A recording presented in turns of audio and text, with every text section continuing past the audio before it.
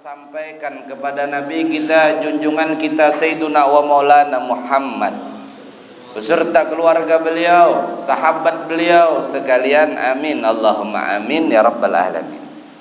Hadirin hadirat jamaah majlis yang dimuliakan oleh Allah Subhanahu wa taala. Alhamdulillah, majlis ini kembali kita mulai. Majlis ini kembali kita laksanakan bersama-sama. Kita doakan mudah-mudahan setiap dari kita adalah orang-orang yang istiqamah dalam majlis ini, dalam kebaikan seperti ini. Begitu pula para sesepuh kita, para tatuha-tatuha kampung kita yang sudah mendoakan kita semua dengan majlis kita berjalan lancar sekiranya. Al-Habib Zain bin Agil bin Syahab, begitu pula Al-Habib Hasan bin Ali Al-Kab beserta seluruh keluarga besar beliau. Mudah-mudahan pun hanya majlis ini membawa keberkahan bagi kita, keluarga kita dan kampung kita. Amin Allahumma amin. Sebelum itu ulun mengucapkan ampun maaf minal aidin wal faidin, minal aidin wal faidin, minal makbulin. Mohon maaf lahir dan batin. Mudah-mudahan puasa kita, sholat kita, ibadah kita di waktu bulan Ramadan itu adalah ibadah-ibadah amal soleh yang diterima oleh Allah. Mudah-mudahan kita berhak mendapat ampunan Allah, termasuk orang yang dibebaskan dari nerakanya Allah, dipenuhi dengan rahmat dan karunia serta keberkahan. Hadirin hadirat dirahmati oleh Allah Subhanahu wa taala. Melalui majelis ini kita ingin mendapatkan kasih sayang sebagaimana kasih sayangnya Nabi kita Muhammad, rahmatnya baginda Rasul Muhammad yang tidak bertepi kepada umatnya. Nabi kita Muhammad sallallahu alaihi wasallam adalah nabi, adalah kekasih Allah yang mana beliau rahmatan lil alamin, kasih sayangnya luar biasa kepada kita semua.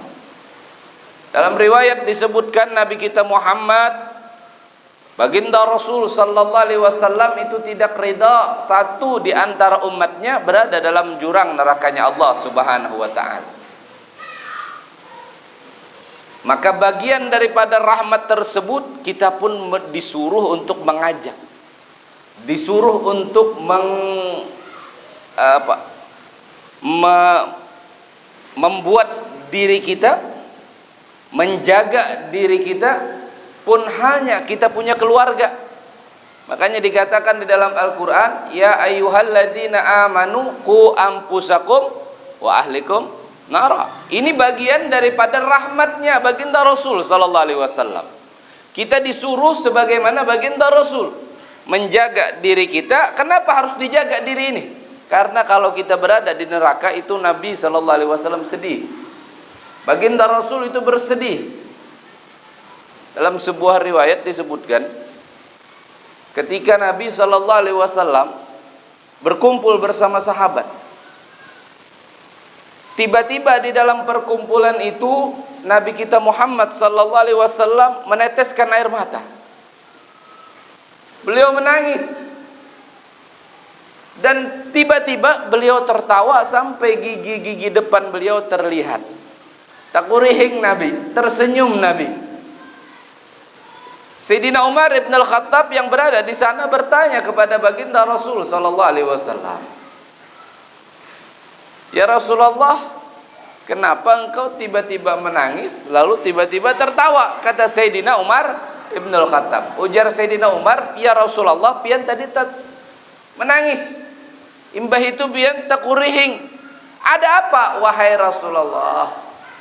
Ujar Nabi sallallahu alaihi wasallam, saat itu aku diberitahukan malaikat, diceritakan, diperlihatkan ada dua orang hamba yang sedang bersimpuh di hadapan keagungan Allah Subhanahu wa taala. Dua orang pada hari kiamat ada dua orang hamba, kata Nabi, yang sedang bersimpuh di hadapan Allah Subhanahu wa ta'ala.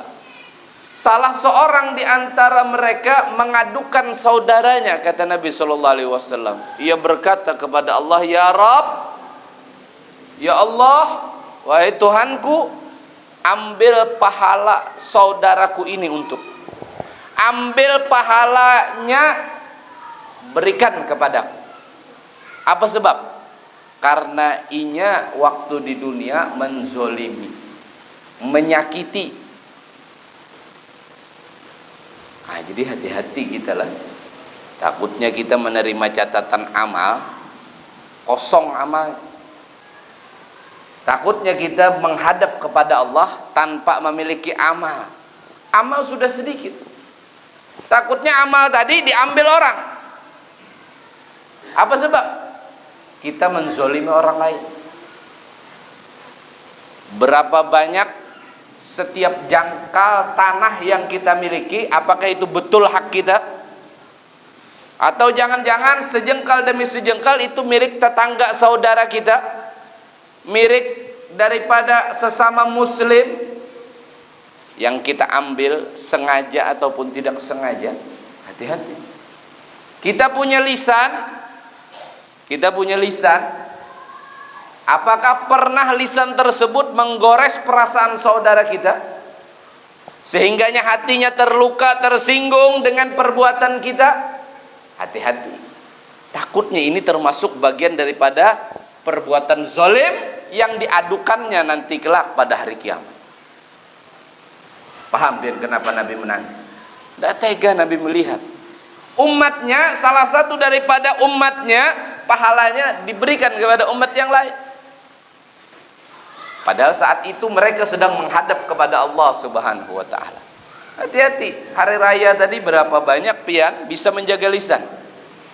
Nah, niat hati hendak silaturahim, beelangan wadah keluarga, sanak famili, saling berbahagia menyambut hari raya, berlebaran. Tapi kadang banyak di antara kita kadang menjaga pemandiran.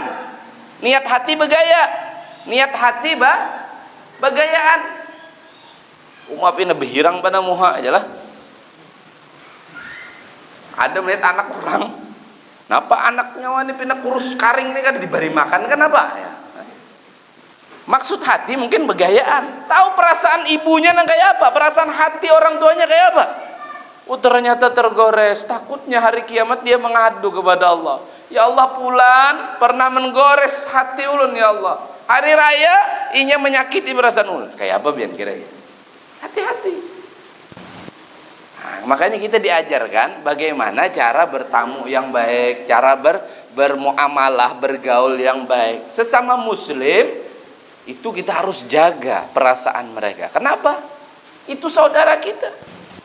Kalaunya ada orang menyakiti sesama muslim, menjalimi sesama muslim, ada orang menghancur Ka'bah, lebih besar dosa ini. Pian bawa cangkul, bawa linggis, muka Ka'bah situlah, gedabuk pian hancurakan.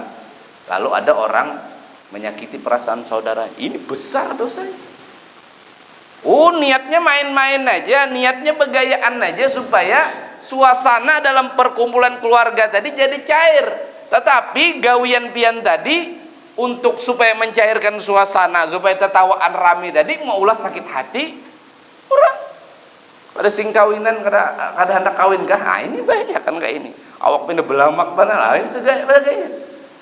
Siapa tahu itu tadi menggores perasaan saudara kita. Nah, biasanya ada seperti itu. Nah, paling lancar ditakuni kapan kawin lah, kapan kawin, ini bahaya. Nah, jadi hati-hati. Jadi ujar Nabi Sallallahu Alaihi Wasallam, kita lanjutkan tadi, ada dua orang katanya yang bersimpuh di hadapan Allah, mengadukan kepada Allah pada hari kiamat bahwa saudaranya tadi menzalimi dirinya dan ia meminta pahala kebaikan orang tersebut untuk dibayarkan kepadanya. Lalu apa Allah jawab? Allah berfirman, apa yang mau diberikan? Orang ini tidak punya kebaikan, tidak ada kebaikan. Lalu kata orang tersebut pun kembali mengadu, ya Allah, kalau begitu biar kesalahanku, dosaku dipikul olehnya. Nabi menangis. Inilah Nabi membuat Nabi menangis. Nabi membayangkan di padang mahsyar, kata Nabi, berapa banyak orang yang punya dosa, yang punya kesalahan, ingin dosa kesalahannya dipikul orang lain. Di hari yang begitu menakutkan, kalau bisa segala kesalahan kita orang yang menanggungnya. Kenapa? Kita sudah tidak mampu lagi berpikir, kita sudah was-was bagaimana kita akan mempertanggungjawabkan kesalahan ini di hadapan Allah. Itu padang mahsyar. Yang menurut riwayat kita semua telanjang, tidak punya alas kaki semuanya, tidak ada sehelai benang pun yang menempel di tubuh kita. Sampai di sini mungkin kita bisa berpikir, anggap kita membayangkan orang dalam satu perkumpulan semuanya telanjang. Mungkin kalau di dunia ada yang melirik ke kanan ke kiri, lah. Apalagi ini ada bunga desa, lah. Ini hendak tampulu ini rahatan. Tapi saking menakutkannya itu padang mahsyar, tidak akan terpikir itu lagi. Bayangkan dalam keadaan telanjang tetapi tidak pernah terpikir untuk melihat yang lain daripada yang lain, kecuali memikirkan bagaimana ia menghadap kepada Allah. Jangankan ampun orang, ampun seorang aja ada terpikirkan lagi sudah. Ini saking luar biasanya padang mahsyar. Lalu di padang mahsyar tersebut, kata Nabi, ada umatnya ini yang mengadu, ingin dosanya dipikul oleh orang lain, ingin kesalahannya dipikul oleh orang lain. Kenapa? Sebab orang itu menzalimi dirinya. Ini yang membuat Nabi sedih. Tidak tega Nabi, rahmat, kasih sayang baginda Rasul. Akhirnya apa? Allah berfirman, kata Nabi SAW, angkat kepala kalian. Maka orang tersebut mengangkat kepalanya, dan ia melihat istana yang begitu indah, taman yang begitu luar biasa indah, taman-taman istana yang terbuat dari cahaya, singgasana yang terbuat daripada emas dan perak bertahtakan berlian. Orang ini berkata kepada Allah, untuk siapa kemewahan tersebut ya Allah? Apakah syuhada, apakah shadiqin, apakah para anbiya yang mana yang mendapatkan kenikmatan tersebut ya Allah? Apa jawab Allah? Itu semua bagi mereka yang mampu membayar. Siapa yang mampu membayarnya? Katalah orang tersebut. Kata Allah, engkau pun mampu membayar. Lalu orang itu kembali bertanya, dengan apa aku mampu membayar? Dengan engkau memaafkan saudara yang di sampingmu tadi, yang engkau adukan kezalimannya, yang engkau adukan kesalahannya, engkau maafkan. Lalu orang itu seketika menjawab, sekarang aku telah memaafkannya ya Allah. Lalu apa Allah berfirman? Maka masuklah engkau ke tempat itu, ke dalam kenikmatan itu, gandeng tangan saudaramu, masuki tempat itu dalam keadaan kebahagiaan. Makanya kata Nabi SAW, memaafkan, amalan yang tinggi, amalan hati yang paling tinggi di sisi Allah itu memaafkan.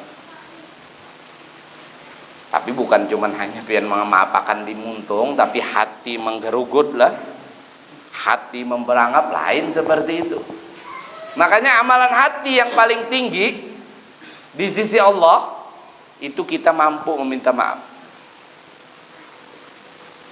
Berapa banyak di antara kita nang supan meminta maaf? Berapa banyak kita merasa gengsi untuk meminta maaf? Merasakan apa? Kita lebih baik daripada inya, kita lebih alim daripada inya, kita lebih tuha pada inya, pangkat kita lebih tinggi pada inya. Akhirnya apa? Malas kita meminta maaf, malu kita meminta maaf. Dan amalan hati yang paling tinggi di sisi Allah pun adalah orang yang mampu memberi maaf. Tidak ada lagi yang bersangkutan, semuanya dimaafkan, semuanya dihapuskan, semuanya dilupakan. Nah, ini mereka-mereka yang mendapatkan janji dari Allah Subhanahu wa ta'ala. Nah, ini yang kita maksud. Nah, di hari raya saling bermaafan, betul-betul saling bermaafan. Di hari raya saling memohon maaf, memberi maaf, betul-betul secara ikhlas. Yang tua, yang muda, kerabat, sanak famili. Dan perlu diperhatikan, jangan sampai gara-gara tanah yang sedikit, ding sanak dengan ding sanak ada betaguran lawas, kerabat dengan kerabat, sepupuan-sepupuan, Sudah 3 Ramadan, sudah 3 kali hari raya kada berdapat, kada betaguran. La yadkhulul jannah qati'ur rahim.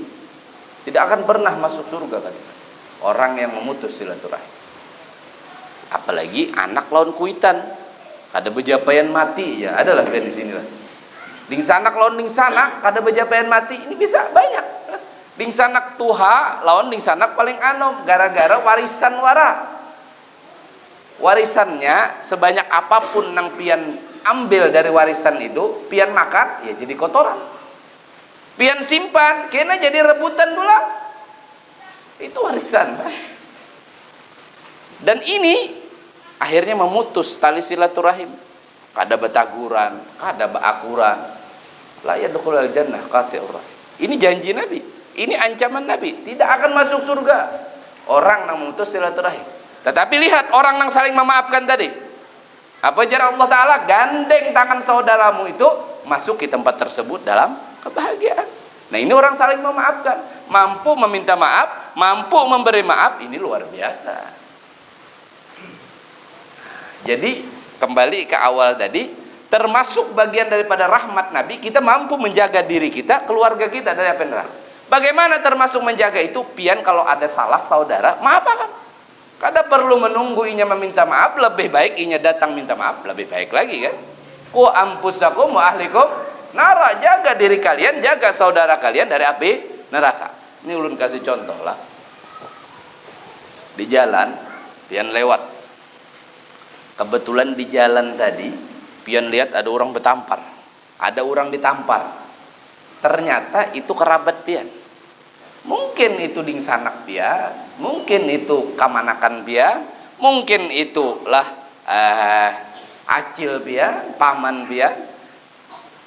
Cuman ketika melihat itu pian punya kerabat, punya keluarga disakiti orang, sakit hati apa kada pian? Kira-kira sakit hati apa kada? Apalagi itu anak pian, apalagi itu kuitan pian.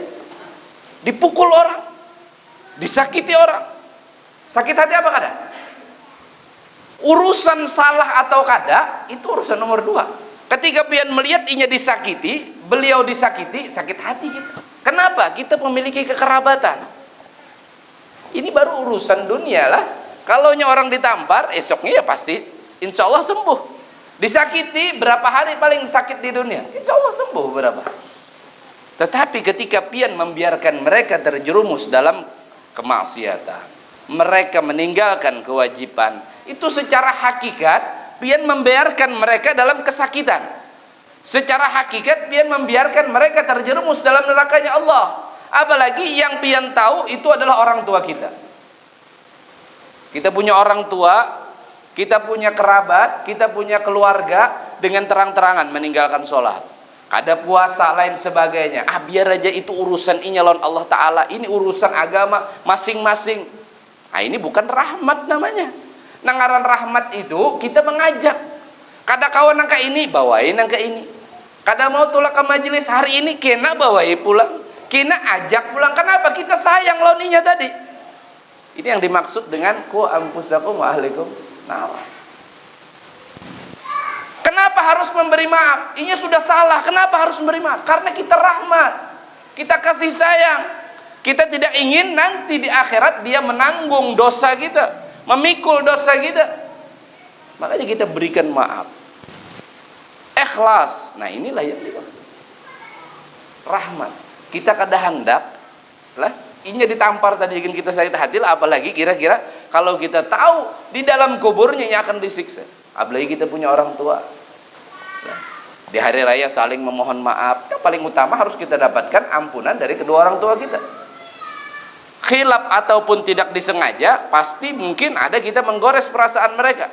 Kalau kita minta maaf, pasti dimaafkan oleh orang tua kita. Tetapi apa yang lebih baik daripada kita meminta maaf kepada mereka? Itu kita angkat tangan kita. Kita bermunajat kepada Allah, jangan sampai lisan bibir kita kering daripada memohonkan ampun untuk mereka kepada Allah.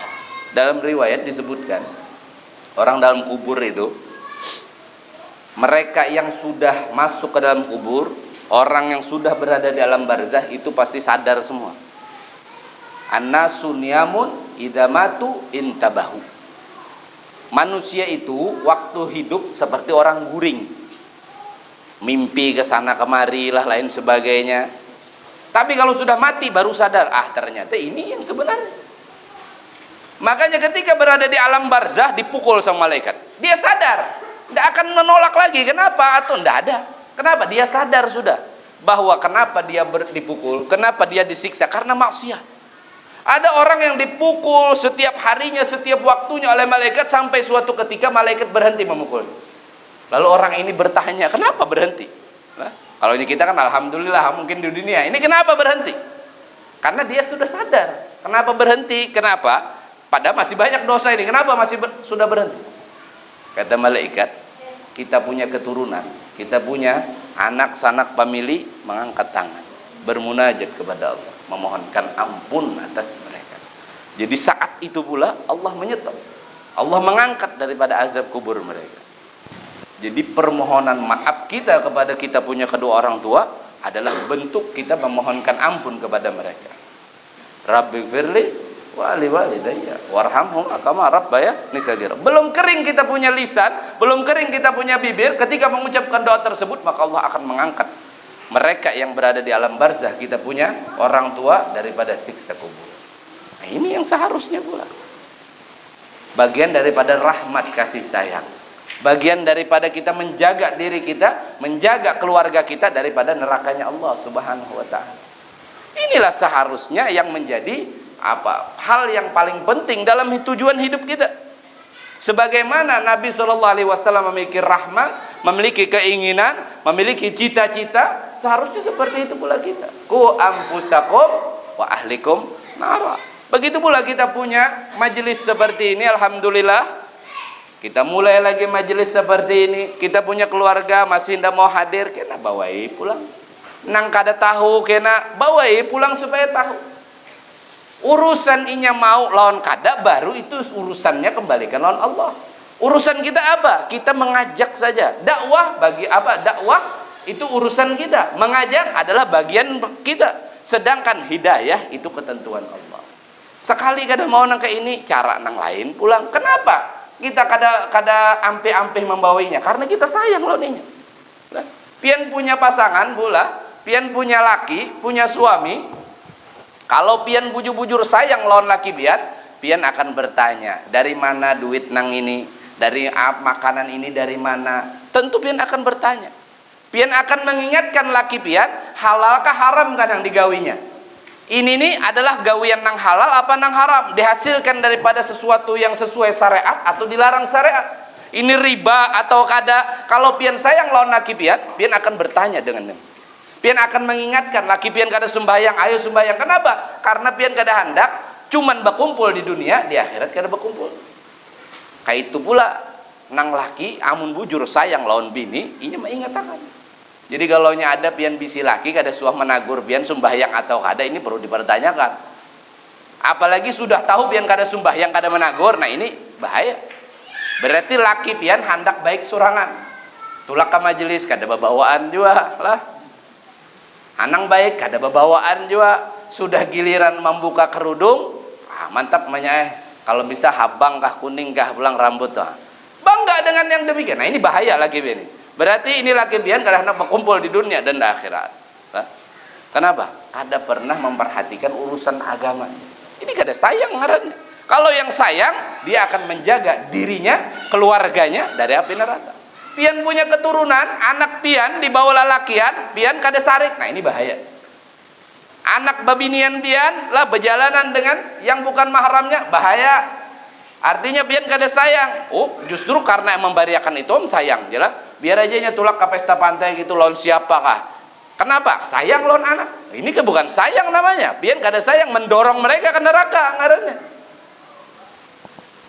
Qu anfusakum wa ahlikum nara. Jadikan majelis ini ladang pian. Jadikan majelis ini lumbung pian. Adalah sarana kita semua untuk saling mengajak. Urusan hidayah kita berikan kepada Allah. Kita serahkan kepada Allah. Alhamdulillah kalau mereka mau, kita berusaha. Yang tadinya kada mau, kita coba lagi. Kenapa kita sayang kepada mereka? Nang bini tadi masih kadang buka tutup kerudung lah, kadang lah. Kalau ke pengantin aja nang liput kerudung, kalau ke tukang sayur kadang berbuka lah. Ini juga itu. Kada boleh, sama aja semua. Bilanya nang lain bukan mahram, jangan dibuka. Kayak itu juga nang laki tadi, nang kadang lah sawit orang sawit inya, alhamdulillah sawit turun sudah harganya lah. Ada lagi sawit orang sawit inya, ini perlu diperhatikan. Yang asalnya kada tahu riba kah, napa kah, koperasi kah, napa kah, yang penting ada dapat duit. Nah, ini diperhatikan pula, karena apa? Bagian daripada menjaga diri kita, menjaga keluarga kita daripada sesuatu yang dilarang, sehingganya sama-sama kita menjaga untuk tidak terjerumus ke dalam jurang neraka. Inilah kasih sayang, inilah rahmat yang diinginkan oleh Nabi kita Muhammad sallallahu alaihi wasallam. Jadi mudah-mudahan dengan kembali dibukanya majelis ini, dengan kembali kita menjalankan majelis ini, kita termasuk orang-orang yang berusaha memperbaiki diri kita, menjaga diri kita, keluarga kita sebagai modal.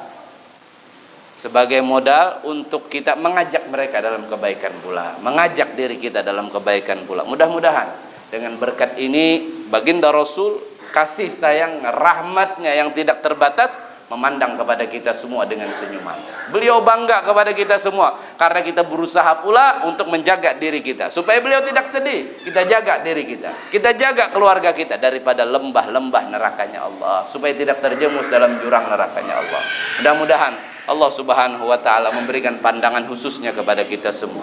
Ini majlis menjadi sebab Allah turunkan rahmat, Allah turunkan keberkahan. Melalui perkumpulan ini Allah jadikan kita berkumpul dengan rahmatnya. Allah hapuskan kesalahan dosa kita, segala pertaubatan kita diterimanya. Begitu pula dengan berkat ini perkumpulan, dengan zikir yang kita baca, dengan tahlil yang kita lantunkan, dengan munajat doa yang kita mintakan, Allah subhanahu wa ta'ala menjadikan kita punya kedua orang tua dalam kasih sayangnya, dalam pandangan rahmatnya, dalam ampunannya. Kubur mereka Allah luaskan, kubur mereka Allah terangkan, kubur mereka Allah lapangkan, kubur mereka Allah penuhi dengan kenikmatan. Ya Allah ya Rabb, ampuni dosa mereka, ampuni kesalahan kedua orang tua kami, ampuni kesalahan kedua ayah ibu bunda kami. Dan mudah-mudahan mereka termasuk orang-orang yang mendapatkan pandangan kasih sayang rahmat Allah, kasih sayang keberkahan Allah, dan mudah-mudahan segala kesalahan mereka Allah ampunkan.